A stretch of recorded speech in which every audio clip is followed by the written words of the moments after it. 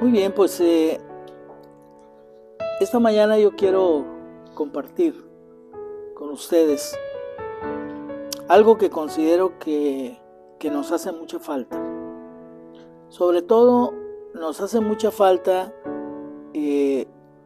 vivirlo y poseerlo como enseña la palabra de Dios, no como nosotros lo concebimos, sino como enseña la palabra de Dios.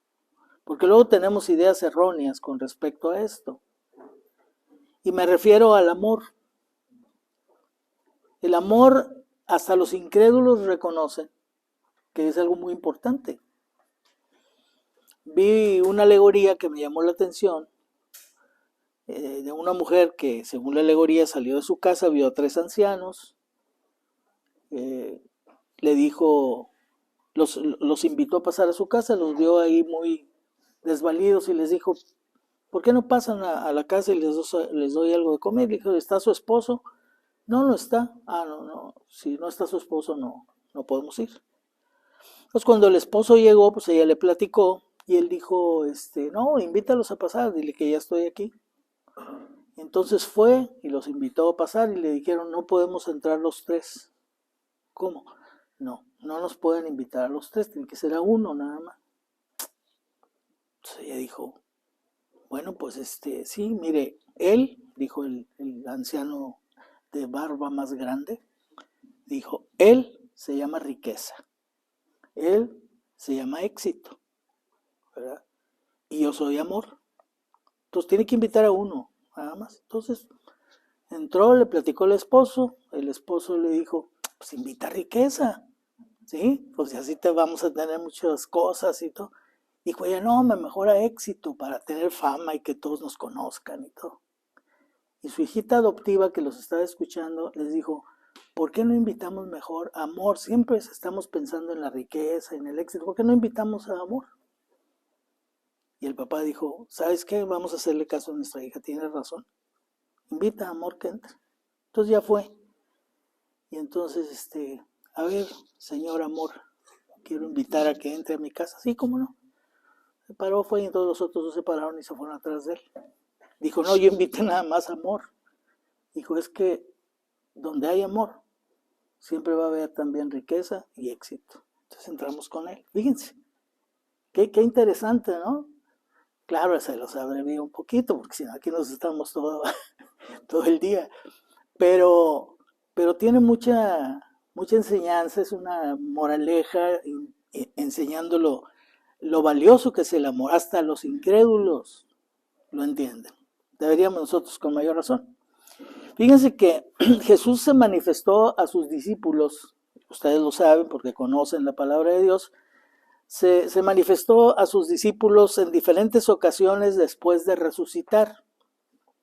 La tercera vez que lo hizo fue junto al mar de Tiberíades, que se conoce también como mar de Galilea.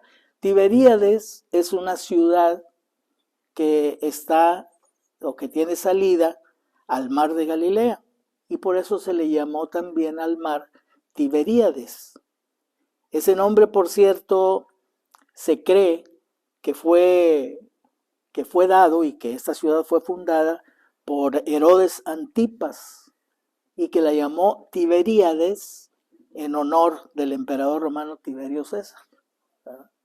Entonces, en la Biblia a veces se dice de una manera y a veces de otra, y son varios los nombres con los que se conoce al mar de Galilea, que en realidad es un lago, y a veces no nos ubicamos que se está hablando del mismo lugar. Pues en esta ocasión se encontraban allí 6 de los discípulos del Señor Jesucristo. Pedro, Tomás, llamado el Dídimo, que es una palabra que significa gemelo. O sea, Tomás el gemelo. Dídimo es en griego. Igual que es el mismo significado que tiene Tomás, pero en arameo.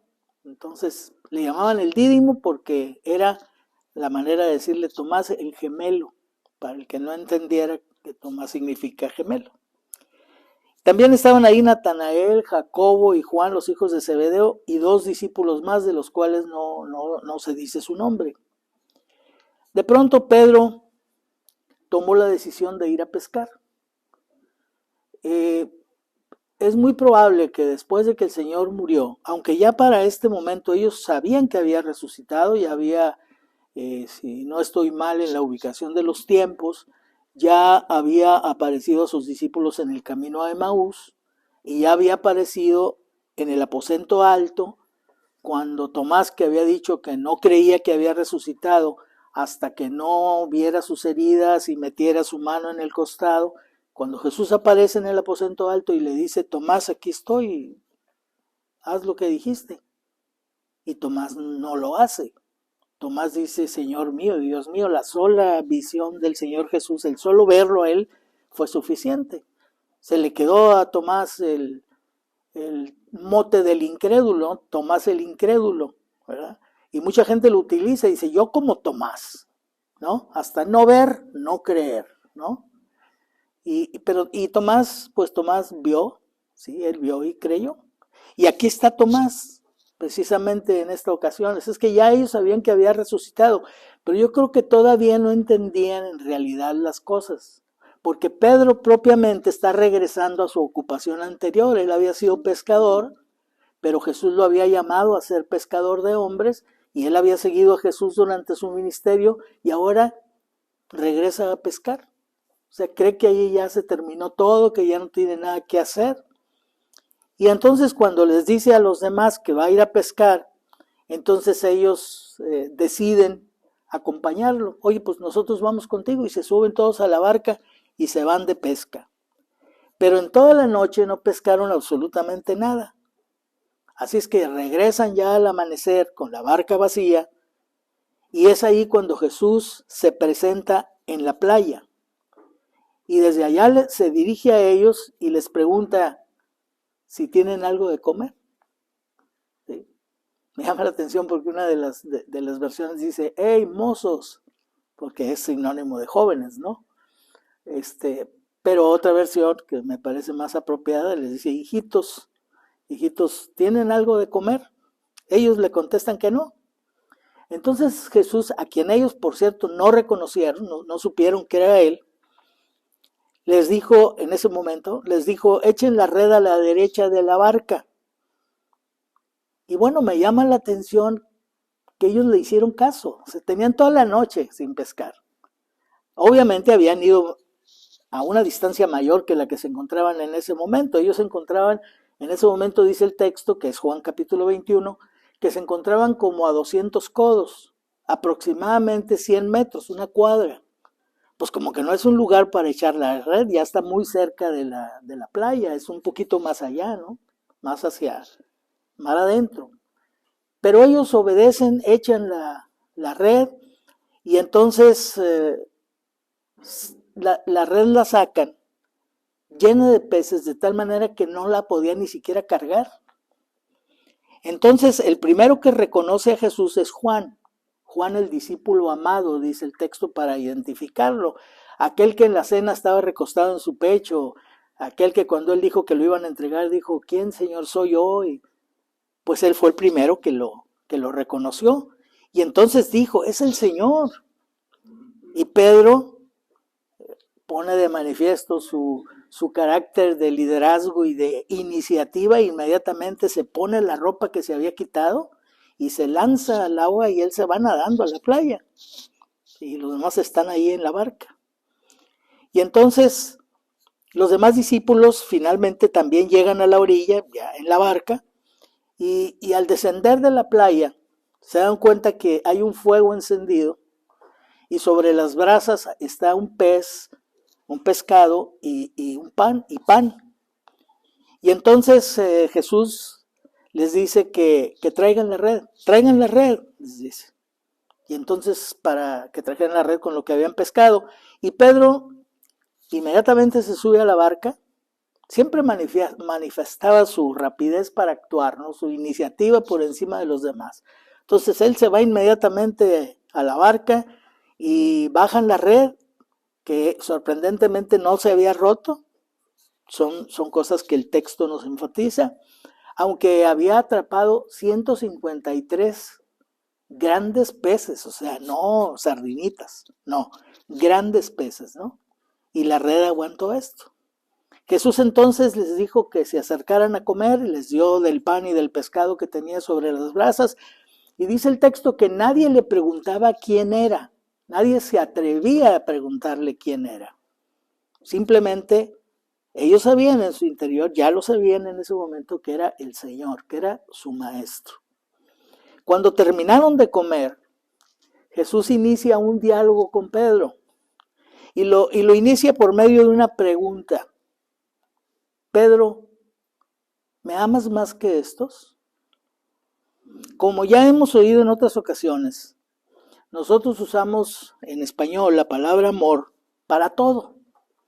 La usamos para referirnos a la familia, a la novia, a la esposa, a las ciudades. Yo amo Tijuana, amo Nueva York, a la comida, amo los tacos, amo la pizza, a los deportes, no, yo amo el fútbol, amo el béisbol. Para todo usamos la misma palabra, amor. Pero los griegos tienen 4 palabras diferentes para referirse al amor. Nosotros, si queremos dar otro énfasis a la palabra amor, tenemos que agregarle algún adjetivo, darle algún otro o una frasecita más para entonces que se entienda de qué estamos a qué amor nos estamos refiriendo. Pero los griegos tienen 4 palabras diferentes que al español se traducen simplemente como amor, pero que en griego tienen un significado diferente. La primera palabra es eros, de donde viene obviamente en español amor erótico. Representa el amor romántico, la pasión y el deseo sexual. Los griegos consideraban una forma de amor peligrosa al eros, la consideraban irracional y ardiente.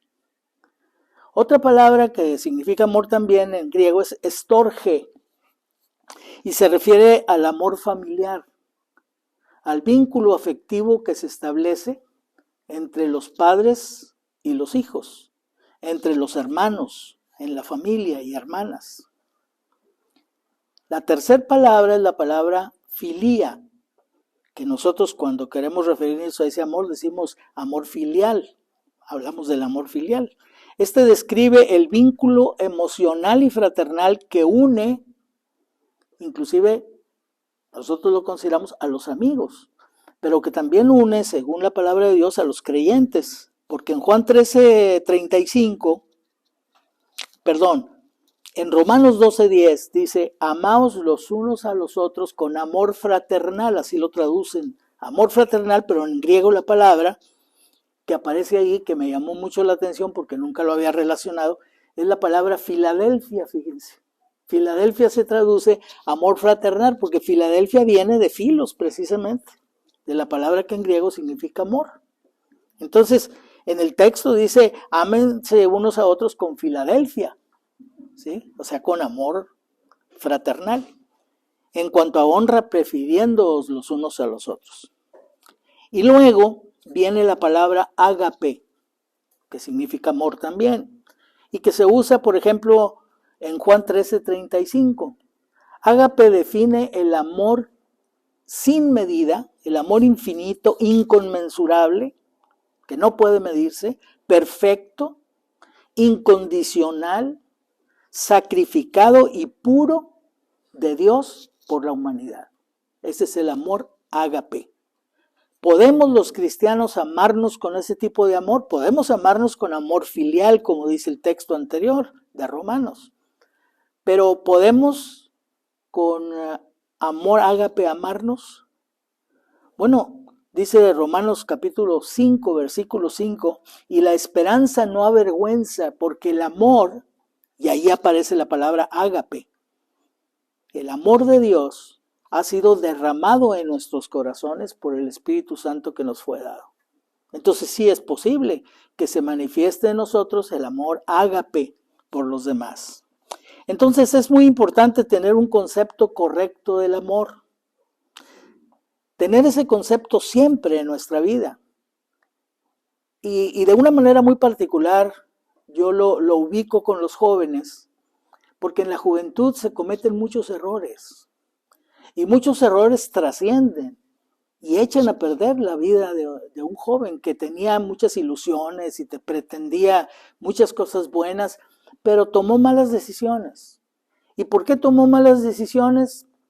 Pues porque en algunas áreas de su vida no entendía el amor. Por ejemplo, los jóvenes rechazan muchas veces los consejos de los padres. ¿Por qué Proverbios enfatiza tanto la relación padres e hijos en cuanto a disciplina, en cuanto a obediencia, en cuanto a sabiduría? ¿Por qué razón? Pues porque es un problema que se ha presentado siempre. Los jóvenes tienden a menospreciar a sus padres, a menos que hayan sido enseñados desde muy pequeños en los principios de la palabra de Dios, y entonces amen a sus padres y los honren, como dice la Escritura. Pero de otra manera no va a pasar. Lo más probable es que lleguen a menospreciar, sobre todo cuando hay jóvenes que tienen padres que, por ejemplo, no estudiaron, que se esforzaron, lucharon y lograron que sus hijos estudiaran, y ahora ellos se sienten superiores. Dicen, no, pues el viejo qué sabe, ¿verdad? Si ni fue a la escuela, ¿no? Y a veces se lo llegan a decir y no les importa ofenderlo, lastimarlo, insultarlo, no les importa. Es muy triste, pero eso ocurre. Y cada vez más, porque la sociedad se va descomponiendo cada vez más, y cada vez más Satanás va influenciando a la gente en los conceptos equivocados que él sostiene y que van en contra de los conceptos que Dios nos enseña. Entonces, en esta área del amor, los jóvenes frecuentemente se equivocan, no entienden lo que es el verdadero amor. Yo me acuerdo que Emilio nos decía, yo le doy muchas gracias a Dios porque mi padre murió cuando yo tenía 8 años. Entonces yo conocí a Emilio Underwood cuando yo tenía 16 años y recibí a Cristo con él. Y él me enseñó de la palabra de Dios y fue para mí como un padre, porque no nada más enseñaba de la palabra de Dios, nos aconsejaba y nosotros veíamos que él aplicaba en sus hijos lo que nos enseñaba a nosotros. Y una de las cosas que yo aprendí con él fue precisamente el valor de la disciplina, de disciplinar. Bueno, al grado que lo aprendí tan bien que hasta cometí un error que les he platicado en alguna ocasión, de que estaba tan ansioso yo por disciplinar que cuando tuve a mi primera pobre hijita, que está allá sentada, un día me la dejó Pati que la cuidara, era una bebé, y empezó a llorar. Inmediatamente todas las ideas, no, a ver, comida, no, pues no quería comida, no es comida, ¿qué quieres? A ver, que te cambie, no, estás bien, no hay ningún problema, entonces, ¿qué tienes? Chiflazón, ¿no?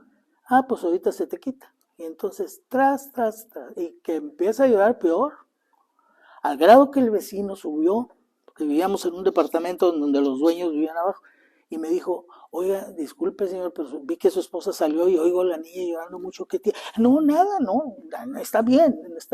Y en ese momento me acuerdo que la habíamos llevado y la habían vacunado de la triple, que es una de las vacunas dolorosas. Y yo le pegué en la vacuna. Entonces, híjole, pues después no sabía cómo decirle acá a la dueña de mis quincenas. Pero bueno, pues había que reconocer. Tenía tanta deseo de actuar correctamente que yo dije, pues yo no voy a permitir que empiecen con chiflazones desde el bebé. De una vez les vamos a corregir. Y me equivoqué. Pero bueno, también así se aprende. De los errores uno aprende, a menos que sea uno muy necio.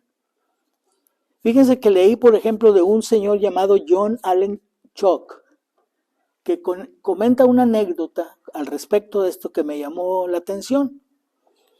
Porque él estaba visitando el campus universitario en Oklahoma, en la Universidad del Estado, y estaba ahí para participar en una reunión que iba a tener con un grupo de alumnos, enseñándoles o hablando acerca de la palabra de Dios. Cuando terminó su participación, luego hubo un periodo de preguntas y respuestas, Ya que todo terminó, una joven estudiante se acercó y le pidió hablar en privado.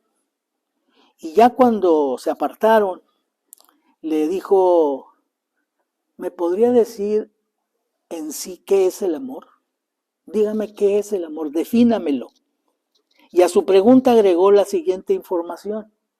Ella estaba teniendo un romance con un joven estudiante, compañero suyo, y él le estaba pidiendo que le demostrara que realmente lo amaba, complaciéndolo sexualmente. Ella se encontraba confundida con esto, pero pensaba que pues finalmente podía ser aquello amor después de todo. Y que si lo era, se preguntaba qué debía responderle a su insistente novio. Era una pregunta importante para ella. Las implicaciones eran inmediatas y muy serias. Cuando John Allen abrió su Biblia para buscar una definición del amor y mostrárselo, ella inmediatamente lo detuvo, diciéndole, no, yo no me refiero a esa cosa, yo no me refiero a eso.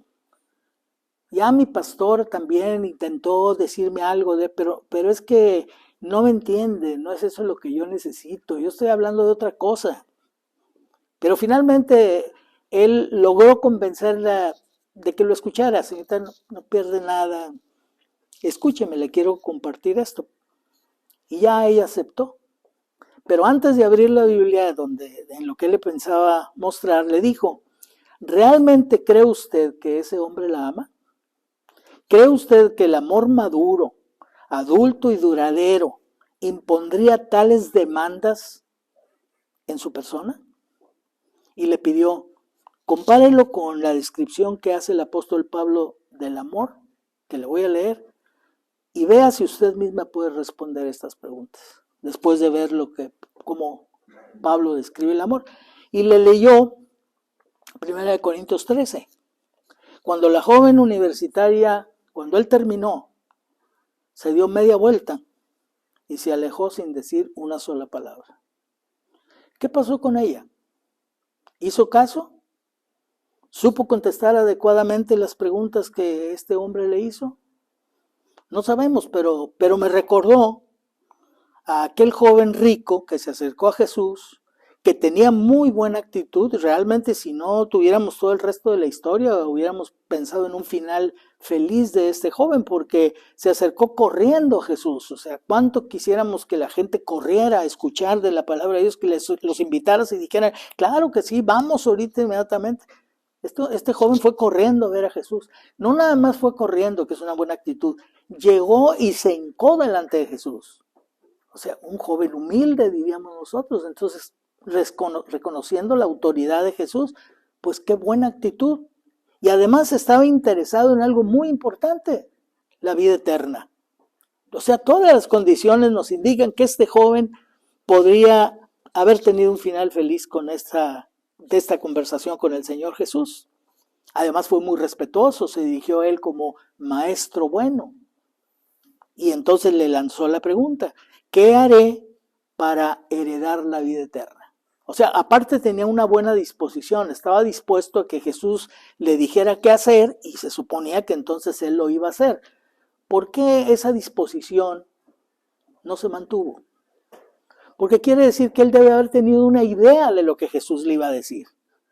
Y entonces dijo, sí, pues lo que él me diga, ¿qué me puede decir a mí? Que soy tan bueno, que soy tan buen hijo, que soy tan buen vecino, que soy tan buen compañero. ¿Qué me puede decir? Pues me va a decir, hijo, pues ya tienes la vida eterna, ya es tuya, ya te la ganaste. Por eso él dijo, ¿qué hago para tener la vida eterna? Oye, pues qué buena disposición. Pero lo que Jesús le contestó desnudó por completo a aquel joven, mostrando de él dos cosas que son obstáculos para obtener la vida eterna: su autosuficiencia y su amor por las cosas materiales. La autosuficiencia de este joven se dejó ver porque Jesús le dijo, como respuesta a su pregunta, ¿qué haré para heredar la vida eterna? Los mandamientos sabes. No adulteres, no mates, no hurtes, no digas falso testimonio, no defraudes, honra a tu padre y a tu madre. Y el joven entonces aquí mostró su autosuficiencia engañosa y contestó: Maestro, todo esto lo he guardado desde mi juventud. Sí, todo esto lo he guardado desde mi juventud. Nadie puede tener, fíjense bien, si hacen ustedes trabajo personal, si ustedes le predican el evangelio a alguien, nadie puede tener acceso a la vida eterna si no tiene el concepto correcto de sí mismo que Dios tiene de él. Si no tiene un concepto correcto de sí mismo, cómo Dios lo ve, no va a tener la vida eterna. Es imposible. Dice la Escritura en Romanos 3:23, por cuanto todos pecaron y están destituidos de la gloria de Dios. Y a veces muchos a lo más que llegan a decir, sí, bueno, pues sí, todos somos pecadores. Esa manera displicente de decirlo nos muestra que no hay profundidad, no hay un reconocimiento profundo de pecado. Yo me acuerdo en un campamento en la Ciudad de México en que un joven arquitecto escuchó la palabra de Dios y después de escucharla hizo una decisión y nos acercamos a él para platicar con él y ayudarle a entender más profundamente el mensaje, y no paraba de llorar. Y lloraba y lloraba. Y no, o sea, estaba tan convencido de su pecado que no podía menos que llorar y no podía parar de llorar. Entonces, ¿qué hizo el carcelero de Filipos convencido de su pecado? Cayó de rodillas delante de Pablo y le dijo: ¿Qué puedo hacer para ser salvo? ¿Qué debo hacer para ser salvo? ¿Y era honesto? Sí, porque recibió a Cristo y llevó a Pablo a su casa y también su familia recibió a Cristo y todos se bautizaron. ¿Cómo quisiéramos tener esos resultados? ¿Cómo quisiéramos hablar con la gente y que la gente reaccionara así? ¿Te imaginas que tú le estás predicando el evangelio a una persona y de pronto te dijera: ¿qué necesito hacer? ¿Qué debo hacer para ser salvo?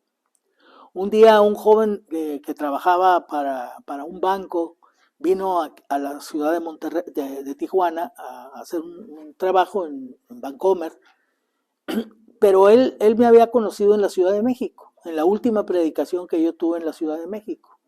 Entonces me buscó, yo francamente no lo conocía, él me buscó y entonces me hizo la referencia y entonces me invitó a desayunar, nos vimos y me dijo: en la última vez que tú predicaste el evangelio yo recibí a Cristo, ahí yo recibí al Señor Jesucristo, y fíjate que tu mensaje yo lo he predicado. Dijo: perdóname, dijo, así, pero te lo fusilé y yo lo he predicado ese mismo muchas veces, pues no que te tengo que perdonar, pues al contrario, gracias a Dios por eso. Dice: yo me acuerdo, dice él, que cuando tú estabas terminando de predicar, yo decía: que ya termine, que invite ya, yo quiero recibir a Cristo.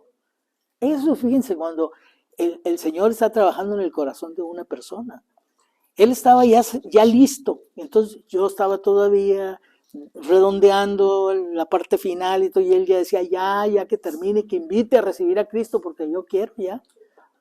Obviamente, en eso él ya había recibido a Cristo.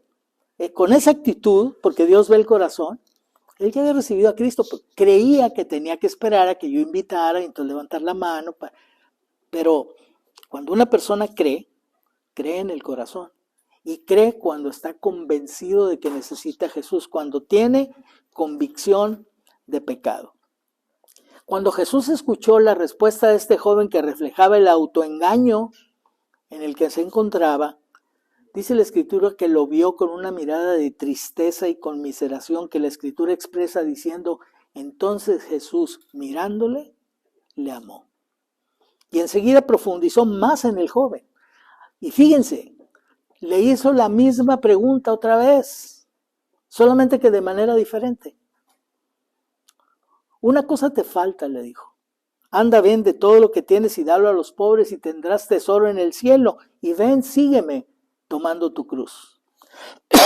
Cuando Jesús le dijo los mandamientos, si ustedes los revisan, le mencionó los 6 mandamientos que tienen que ver con nuestra relación con los demás. Los primeros 4 hablan de nuestra relación con Dios. Los 6 que siguen, de los 10, hablan de nuestra relación con los demás seres humanos, con las demás personas. Y esos fueron los únicos que Jesús le mencionó. ¿Qué significa eso? pues si ustedes recuerdan en Mateo capítulo 25, 27 creo me faltó aquí un número, 27, 35 al 40, si mal no recuerdo, se acercó a él un intérprete de la ley, a Jesús, o sea, un escriba, y le preguntó cuál era el gran mandamiento de la ley. Era una forma como de probar a Jesús, que el hombre conocía muy bien las Sagradas Escrituras, los escribas eran expertos en el conocimiento de las Escrituras, y le preguntó a Jesús, ¿cuál es el gran mandamiento de la ley? Y entonces Jesús le dijo que ese gran mandamiento, y que era el primero, era amarás al Señor tu Dios con todo tu corazón, con toda tu alma y con toda tu mente. Estos son los primeros 4. Esto engloba los primeros 4 mandamientos de los 10 mandamientos.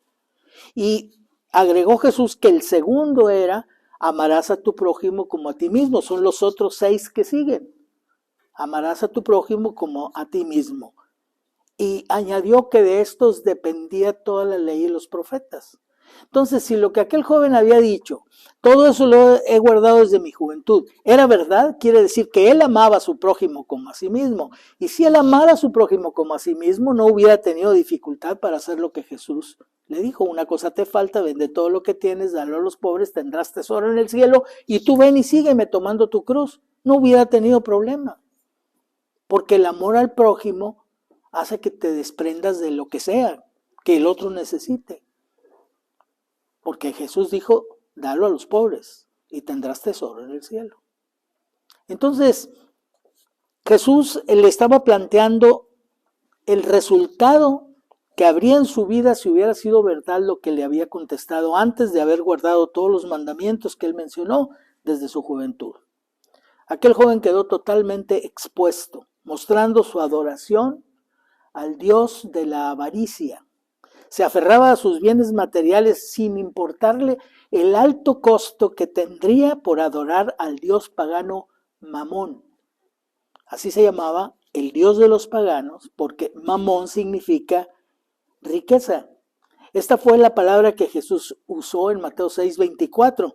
Ninguno puede servir a 2 señores, porque o aborrecerá a uno y amará al otro, o estimará al uno y menospreciará al otro. No podéis servir a Dios. Y en la versión del 9 decía, no podéis servir a Dios y a Mamón.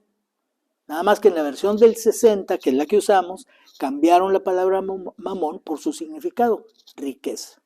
No podéis servir a Dios y a las riquezas. ¿Sí? Era otro. La riqueza se convierte en un Dios. Se convierte en algo que gobierna. Ya no es algo que tú adquieres para cubrir tus necesidades, para ayudar a los demás, para no preocuparte y ser una carga para los demás cuando ya estés viejo. No, sino que se vuelve en un Dios que adoras. Algo así como Macpato, ¿no? Que entra a su bodega y se avienta el dinero encima y es feliz, o sea, no lo gasta. Lo ahorra, lo atesora. ¿Sí? Es avaro. La Escritura nos previene contra los avaros, lo vimos en Proverbios. Bueno, pues este joven adoraba al Dios de la avaricia. El joven, enfrentado con su amor a la riqueza, se alejó triste, dice la Escritura. Por eso me recordó a esa joven universitaria, porque se alejó. Ya no nos dice más la anécdota, porque él ya no supo más de ella. Pero en caso del joven rico, sí sabemos que él se alejó triste, porque tenía muchas posesiones, y este amor a lo material es un gran obstáculo para muchos, porque para tener el perdón de los pecados y la vida eterna, Cristo debe ser el todo de la vida de la persona, tu Señor y tu Salvador. Es muy fácil decir, sí, yo soy cristiano, sí, yo ya recibí a Cristo, pero ¿de veras es tu Señor? ¿De veras lo obedeces? ¿O haces lo que tú quieres? Y no te importa qué diga el Señor. Entonces, si es así, no tienes a Cristo. Tienes una idea, tienes un pensamiento, tienes un concepto, pero no tienes la experiencia. Regresando al diálogo que Jesús estableció con Pedro en la playa del mar de Tiberíades, después de comer con ellos, nos permite entender el valor del amor en nuestra relación con el Señor y con los demás creyentes y aún con los incrédulos. Porque continuando con nuestro pasaje de Juan 21, leemos que cuando hubieron comido, Jesús le dijo a Simón, Simón, hijo de Jonás, ¿me amas? ¿Y saben qué palabra usó Jesús? Ágape. ¿Sí? O sea, el amor, la palabra que define el amor infinito, inconmensurable, que no tiene medida, que no se puede medir, de Dios, que no pide nada a cambio.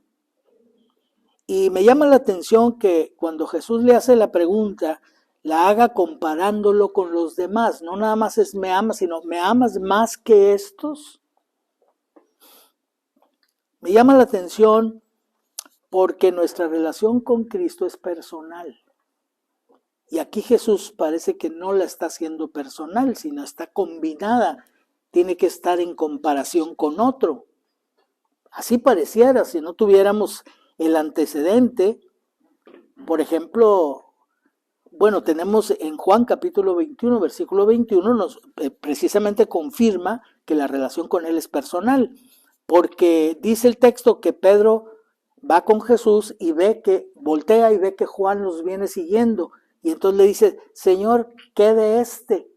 Y Jesús le dijo, si quiero que él quede hasta que yo venga, ¿qué a ti? ¿Tú qué tienes que ver? Tú, procura tú. Deja a él, es una cosa entre él y yo, o sea, la relación con el Señor es personal. Pero la pregunta que Jesús le hace a Pedro lo compara con los demás, ¿me amas más que estos? Porque eso era lo que Pedro había dicho, es una forma de enfatizar en Pedro, de profundizar el entendimiento de Pedro del error que cometió cuando él le dijo a Jesús en Mateo 26, 31 y 34, cuando Jesús les dice, todos vosotros os escandalizaréis de mí esta noche, Pedro contesta, aunque todos se escandalicen, fíjense cómo se compara él, aunque todos se escandalicen de ti, yo nunca me escandalizaré. Y Jesús le dice en el versículo 34, de cierto te digo que esta noche antes que el gallo cante me negarás 3 veces. ¿Tú qué estás diciendo? Que tú nunca te escandalizarás de mí. Y tal como Jesús se lo había adelantado, Pedro lo negó 3 veces. Entonces cabía la pregunta de Jesús, porque era una manera de decir, ¿te acuerdas de lo que dijiste? ¿Te acuerdas que dijiste que nunca te escandalizarías de mí y me negaste en 3 ocasiones? Y decías que me amabas más que los demás, que ellos se escandalizarían, pero tú no. Entonces esto le pegó muy duro a Pedro, sin duda estaba avergonzado cuando le respondió al Señor, sí Señor, tú sabes que te amo. Pero ¿saben qué? Él no usó la palabra ágape, él usó la palabra fileo o filé, que podría ser traducida mejor si dijéramos, sí Señor, tú sabes que te quiero. ¿Verdad que no es lo mismo decir te quiero que te amo? Amo lo entendemos como algo más profundo que solamente querer. Entonces Jesús le pregunta a Pedro, ¿me amas? Y Pedro le dice, Señor, te quiero. O sea, hasta ahí llego. Y Jesús entonces le da una encomienda, ¿no? Apacienta mis corderos. Y en su respuesta, no tenemos más bien una respuesta de Pedro con respecto a esto, pero entonces Jesús le vuelve a hacer una pregunta, le vuelve a hacer la misma pregunta, por segunda ocasión. Simón, hijo de Jonás, ¿me amas? Ya no hace la comparación, ya nada más le dice, ¿me amas? Y usa la palabra ágape otra vez. Y Pedro le responde usando otra vez la palabra fileo. Señor, tú sabes que te quiero. Pastorea mis ovejas. Le dijo la tercera vez. 3 veces negó a Jesús. 3 veces Jesús le pregunta. Pero en esta tercera vez, Jesús usó la palabra fileo. Ya no usó ágape. ¿Sí? Hijo de Jonás, ¿me quieres? Y Pedro se entristeció de que le dijese la tercera vez.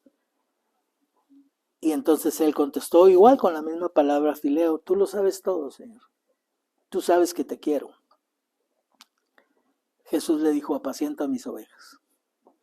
¿Te fijas? O sea, Jesús está produciendo algo en Pedro, en su corazón. Quiere que entienda el valor del amor ágape, Nosotros debemos amar a Dios incondicionalmente, como Él nos ama a nosotros. Nuestro amor no puede tener medida hacia el Señor. Nada, el que ama padre, madre, más que a mí, dijo Jesús, no es digno de mí. Entonces el amor hacia Él no puede tener medida. Tiene que ser como el amor que Él nos da a nosotros. Ese es el amor ágape. ¿No les parece que esto nos ayuda a nosotros a analizarnos cómo amamos nosotros al Señor? ¿Qué tan fácil es que nosotros dejemos al Señor por alguna otra cosa que en ese momento amamos más? El amor que Dios demanda de nosotros es el amor ágape. Finalmente, entendiendo la importancia del amor en nuestra vida cristiana, debemos tener presentes además las características que nos da la palabra de Dios del amor para poder calificarnos a nosotros mismos. ¿Se acuerdan lo que este hombre le dijo en la anécdota a la joven universitaria? Ese amor verdadero, ese amor maduro, ese amor adulto, ese amor que va a producir un buen futuro. ¿Es correcto que una persona que te ame te pida esas cosas? Y le dijo, te voy a leer esto, definición que Pablo da del amor, y tú contestas esas preguntas. Entonces, nosotros podemos ponernos en el caso y decir, pues vamos a ver las características del amor y vamos a contestar la pregunta para nosotros. ¿Es amor lo que nosotros estamos dando a los demás? ¿Es amor lo que le damos a los creyentes, a los incrédulos, al Señor? ¿Puede ser llamado amor esto que nosotros damos? Porque en 1 de Corintios capítulo 13 nos dice el Señor cómo es el amor, cómo se manifiesta. En 1 de Juan capítulo 4, versículos 7 y 8, nos muestra el origen del amor. Dice, amados, amémonos unos a otros, porque el amor es de Dios. Todo aquel que ama es nacido de Dios y conoce a Dios. El que no ama no ha conocido a Dios, porque Dios es amor. Los cristianos poseemos el amor de Dios, ya lo mencionamos, porque al entregarnos a Cristo, el amor de Dios fue derramado en nuestros corazones por el Espíritu Santo que nos fue dado. Pero para que este amor se manifieste en nuestros pensamientos, palabras y acciones, es necesario andar en el Espíritu. Si el amor se derramó en nosotros por medio del Espíritu que nos fue dado, entonces tenemos que andar en el Espíritu para que ese amor se manifieste en nosotros. Gálatas 5, 22 y 23 dice, mas el fruto del Espíritu es amor. Y luego vienen las características del amor: gozo, paz, paciencia, benignidad, bondad, mansedumbre, templanza. Contra tales cosas no hay ley, nada de estas cosas están prohibidas. Al contrario, son parte del amor. No puede ser que tú hables de tener amor si no tienes paz, si no eres manso. La mansedumbre se expresa cuando eres agredido. ¿Cómo respondes? Jesús era manso, lo agredían, no respondía con agresión. La blanda respuesta quita la ira, dice el proverbio. Eso es mansedumbre. Entonces, una persona, un cristiano que anda en el Espíritu, va a tener el fruto del Espíritu, que es el amor. Y una de sus características va a ser la mansedumbre. También va a ser la paciencia. Si eres impaciente y quieres que las cosas sean a tu ritmo y en tu tiempo, y no tienes paciencia, entonces no está habiendo fruto del Espíritu en tu vida. En Gálatas 5:16 dice, digo pues, andad en el Espíritu, y no satisfagáis los deseos de la carne. Y Efesios 5:8 al 10 dice, porque en otro tiempo erais tinieblas, mas ahora sois luz en el Señor, andad como hijos de luz, porque el fruto del Espíritu es en toda bondad, justicia y verdad, comprobando lo que es agradable al Señor. Considerando entonces la enseñanza de la palabra de Dios, vamos a ver primero en 1 Corintios 13 lo que el amor no es. El amor no tiene envidia, dice el versículo 4. ¿Hay envidia? No hay amor. El amor no tiene envidia. El amor no es jactancioso, no se envanece. ¿Sí? Si hay orgullo, si hay envanecimiento, no hay amor en nuestra vida. El amor no hace nada indebido. Claro que ahí tenemos que tener muy claro lo que no debemos hacer. Porque luego parece que no hay la conciencia, se hacen cosas incorrectas y no hay una acusación de la conciencia que haga que la persona rectifique, sino que se mantiene en la actitud incorrecta. El amor, dice el versículo 5, no busca lo suyo. El amor nunca está pensando en un beneficio personal. Siempre está pensando en el beneficio de la otra persona, cuando hay un verdadero amor. El amor no se irrita, ¿sí? Es que yo tengo carácter muy fuerte. No, eso no es carácter. Eso es un temperamento sobre el cual no tienes control. La ira, el enojarte rápidamente, el explotar. El amor no se irrita. El amor no guarda rencor. Yo perdono, pero no olvido, dice la gente, ¿verdad? Pero eso de que no olvido, ¿qué significa? No, pues nadie te está pidiendo que de pronto tengas amnesia. No, pues ya sabemos lo que nos ha pasado y todo. Pero cuando decimos no olvido, en esos términos, ¿sí? Ya te perdoné, pero no olvido, quiere decir que ahí anda el pensamiento todavía rondando y molestándome y produciendo cierta animadversión hacia la otra persona. Eso es rencor. Entonces, no nos escudemos en frases fabricadas por los incrédulos para justificar su manera de ser. El amor no se goza de la injusticia, ¿sí? Híjole, pues fíjate, no que me dé gusto, pero ¿y en qué se lo merecía? ¿Verdad? Así somos, ¿no? No, yo no le deseo nada malo, pero bueno, al que obra mal, se le pudre el tamal. O sea, algo lo hacen por verso nada más, porque no sé yo que se pudo un tamal por obrar mal, pero bueno. Pero el hecho es que es una manera de decir que lo que se siembra, se cosecha. Sí, pero es una forma de ocultar que le deseamos mal a la otra persona y nos gozamos cuando le va mal. Porque pensamos, ándale, qué bueno para que aprendas, ¿verdad? El amor no se goza de la injusticia. El amor nunca deja de ser. Esto siempre me recuerda a esas mujeres que luego se divorcian y dicen, es que el amor se acabó. No, el amor nunca existió, porque si hubiera existido no se acaba. El amor no se acaba. Lo dice la Escritura. El amor verdadero nunca se acaba. O sea, podrás reaccionar negativamente porque te hicieron daño, por lo que tú quieras, pero ¿tú conoces a una madre que ame a sus hijos y que sus hijos se porten mal y deje de amarlos? Yo no conozco, yo sé que hay personas que de pronto dicen, no, para mí es como si ya no fueras mi hijo, pero son a veces palabras dadas a la ligera para ver si así reacciona el hijo. Pero en realidad, ¿cómo dejas de amar a un hijo? Si es parte de ti mismo. Te entristece o te alegras, como veíamos ahorita, porque actúa con sabiduría, pero no lo dejas de amar. Entre los esposos, si la unión se originó como fruto de un amor verdadero, nunca va a terminar. Así lo dice el Señor. El amor nunca deja de ser, dice el versículo 8. Esto es todo lo que el amor no es. Tomemos nota. Ahora, ¿qué es lo que sí es el amor? El amor es sufrido. Dice el versículo 4. El amor quiere decir que el amor soporta, que el amor no reacciona precisamente negativamente, porque el amor está preparado para sufrir. Jesús en la cruz del Calvario sufrió por amor a nosotros. Dios envió a su Hijo a morir por amor a nosotros. El amor verdadero es sufrido. Pero no solamente sufrido, dice el versículo 4, es benigno.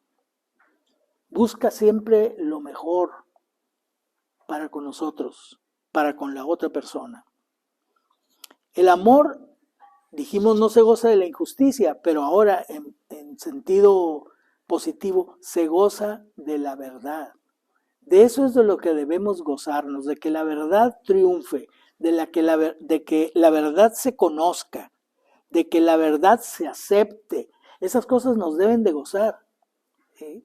Cuando se hace justicia en alguien que estaba siendo afectado en su vida, en sus derechos, por el mundo en el que vivimos de injusticia, se goza cuando triunfa la verdad. Si no se guía por otras cosas, es paciente. No tiene que ver con el otro que dice que no se irrita. O sea, la paciencia te ayuda, si la tienes como fruto del amor, la paciencia te ayuda a guardar el control. Eres paciente, porque siempre estás esperando algo mejor, que es lo que dice el siguiente punto. El amor todo lo espera.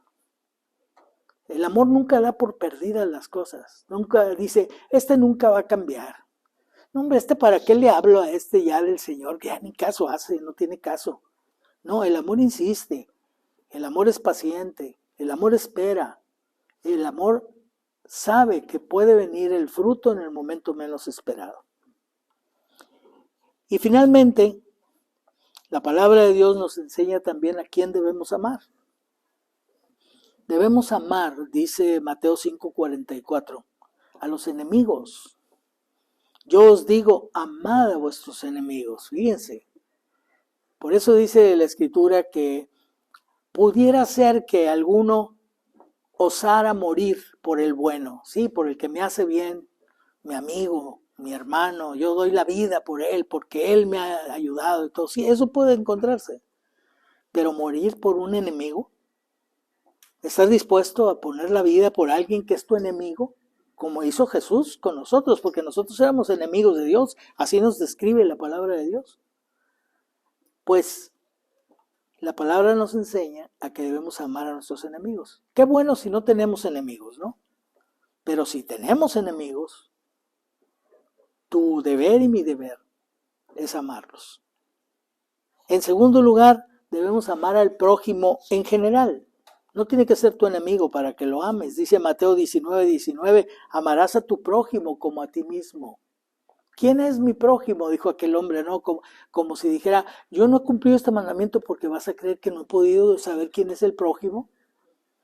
Pues el prójimo, otra manera de decirlo, es el próximo. ¿Sí? Porque yo puedo amar a todos mis prójimos que están en Alaska. A todos los amo. Pero a los que están aquí cerquita, decía Emilio en uno de los estudios, yo amo a todos los que están en la Ciudad de México, pero a mi suegra, que vive aquí, pues está difícil. Por eso, ama a tu prójimo, o sea, a tu próximo, al que vive contigo, con el que tienes que tratar. Ahí puedes manifestar tu amor con mucha claridad y saber que estás amando a tu prójimo. En tercer lugar, debemos amar a los creyentes. Dice Romanos 12:10, amaos los unos a los otros con amor fraternal. En cuanto a honra, prefiriéndoos los unos a los otros. Antes que yo esperar ser honrado, preferir que sea honrado el otro. Honrado no de honradez, sino de honor. ¿Sí? Porque eso de que sea honrado el otro y yo no, hay que decir que entonces yo soy deshonesto, ¿verdad? O que soy... No, estamos hablando de honrar en cuanto a honor. Preferir que el honor lo reciba otra persona y no yo. Finalmente, concluyamos diciendo en las palabras del apóstol Pablo en Romanos 13:10, el amor no hace mal al prójimo. Si batallas para definir otras cosas, esto lo engloba todo lo demás. Porque todo lo que el amor no es, le haría mal al prójimo si fuera, ¿no? Entonces, dice, el amor no hace mal al prójimo. Más sencillo, no nos lo puede poner la palabra de Dios. Así que el cumplimiento de la ley es el amor. Y sobre todo la ley de Cristo. Acuérdense que Él dijo, un nuevo mandamiento os doy, que os améis los unos a los otros. Entonces el amor es el cumplimiento de la ley de nuestro Señor Jesucristo.